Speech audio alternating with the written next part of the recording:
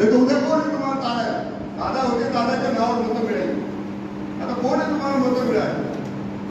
हजार कामं होती, दादांनी सांगा कुणाच्या नावावर मतं मागणार आहे? मला खूप मोठा धोका वाटला आणि जाणीवपूर्वक राष्ट्रवादीने टार्गेट केलं जातं.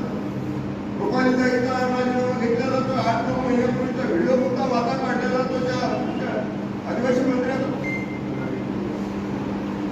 राष्ट्रवादी संपवायचं धोरण त्यांनी घेतलं, अधिकाराला संपवलं, खालची माणसं संपवायला गेले. राष्ट्रवादीचा केस चालले जाईल, ओबीसी समाज असो, आदिवासी समाज असो, सगळ्या राष्ट्रवादीपासून कसा करून जाईल याचा पद्धतशीर व्यक्ती अत्यंत मित्रपक्षी करतोय.